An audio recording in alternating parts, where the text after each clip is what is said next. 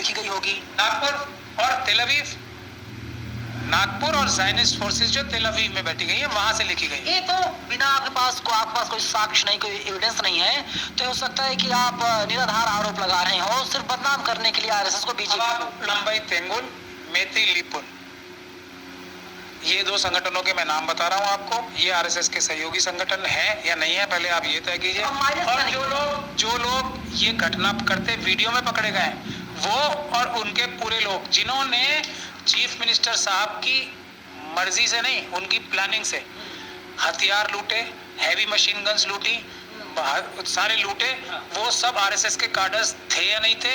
ये बंदूकें और हथियार आरएसएस के कार्डर्स के पास हैं या नहीं है?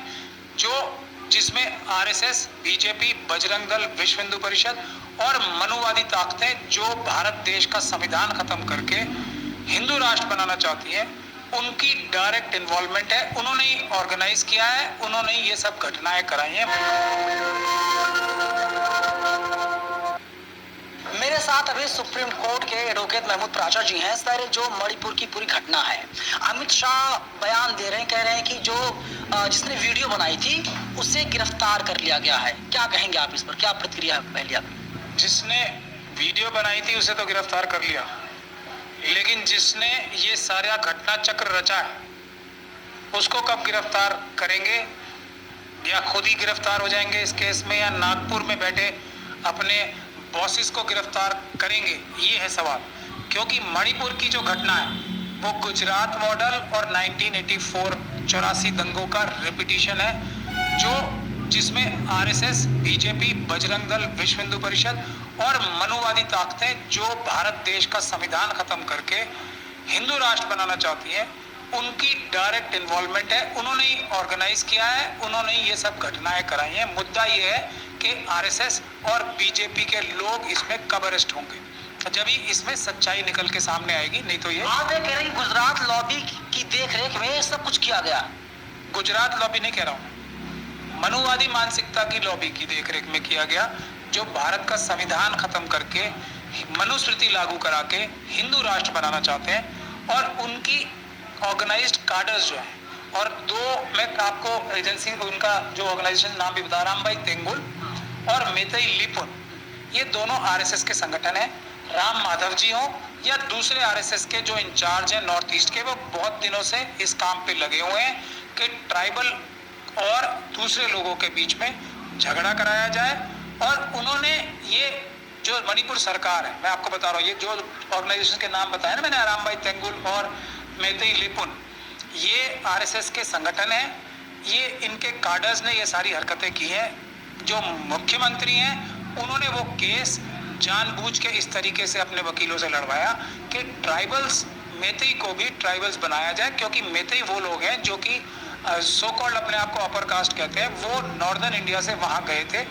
अगर कोई बाहर के आए हुए लोग हैं वहाँ पर तो मेतई हैं, नागा, जायमी और कुकी नहीं है। वो लोग तो उसी इलाके के हैं, थोड़ा बहुत इधर उधर हो सकते हैं, लेकिन ये जो मेतई लोग हैं ये यहाँ से वहाँ गए हैं। लेकिन मैं यहाँ बात आपको एक और कहूँगा कि पूरी मेतई कम्युनिटी, जो हमारे बहुत सारे जो अपने आप को सेकुलर जर्नलिस्ट भी कहते हैं, बड़े बड़े नाम है उनके, मैं नाम नहीं लेना चाहता है, उनकी अगर सरनेम से आपको सबका पता लग जाएगा, कुछ अपना सरनेम छुपाते भी हैं, वो लोग भी इसको मेतई और कुकी और जो लोगों के बीच की लड़ाई बता रहे हैं। ऐसा बिल्कुल नहीं है।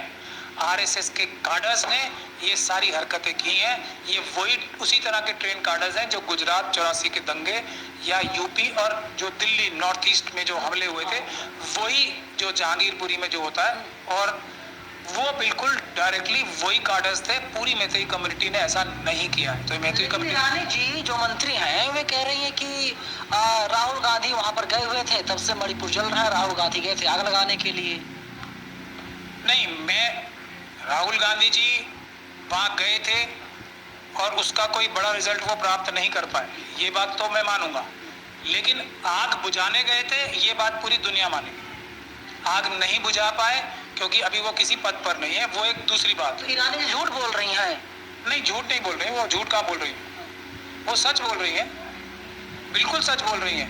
वो सच है जिसकी ट्रेनिंग आरएसएस और बीजेपी के लोगों को दी जाती है। उनका हर सच वो होता है जो जो सच के बिल्कुल उल्टा हो, हर उनकी बात को ना लगा के पढ़ना चाहिए। इसमें अगर कोई भी व्यक्ति इसको दबा के, छुपा के या किसी भी तरीके से घुमा फिरा के बात करता है कि आरएसएस के कार्डर्स ने, आरएसएस और मनुवादी कार्डर्स ने ये वहां पे जाके उन्होंने ये सारा घटना चक्र रचा है, सब कुछ उनका किया धरा है। और अमित शाह साहब वहां पे बैठ के इंश्योर कराने गए थे, अपना गुजरात का जो उनका एक्सपीरियंस है उसको सिखाने के लिए और उसको फोर्स ही करने गए थे। अगर आप लोगों को याद होगा, उन्होंने बोला था मैं दोबारा आऊंगा, गए कभी दोबारा, क्योंकि उन्होंने सारा कुछ वहां पे फिक्स कर दिया, ठीक से चल रहा है सब वहां पे, उनके हिसाब से चल रहा है, प्रधानमंत्री जी के हिसाब से चल रहा है, गुजरात मॉडल के हिसाब से चल रहा है, तो वो नहीं आएंगे। मणिपुर के चीफ मिनिस्टर साहब ने खुद माना है कि ये तो एक घटना वीडियो बन गई, ऐसी तो 100 से ज्यादा घटनाएं हुई हैं। मेरा ये कहना है ऐसी हजारों घटनाएं वहां पे हुई हैं। वहाँ के जो मुख्यमंत्री हैं और गृह मंत्री हैं, दोनों यानी वीरेंद्र सिंह हैं, सबको सारी जिम्मेदारी उन्हीं के ऊपर है। नहीं,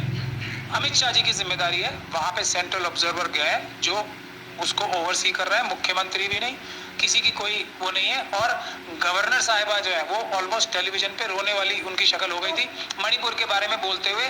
उनके पास तो कलम में ताकत है ना, वो गवर्नर्स रूल क्यों नहीं लगा देती वहां पे, वो आर्मी के हवाले क्यों नहीं कर देती वहां पे, उनकी तो कलम में ताकत है ना। तो सतपाल मलिक जी की बात आपको अगर याद होगी कि प्राइम मिनिस्टर उनको फोन करके प्रेशर डालते थे, तो मणिपुर की गवर्नर साहिबा क्योंकि महिला है, तो प्रधानमंत्री जी, मेरा पूरा ये इल्जाम है उनके ऊपर कि उनको भी गवर्नर रूल लगाने से रोक रहे हैं। वहां पे अमित शाह जी गवर्नर रूल लगाने से गवर्नर साहिबा को रोक रहे हैं फोन कर करके, ऐसा मेरा इल्जाम है। राष्ट्रपति जी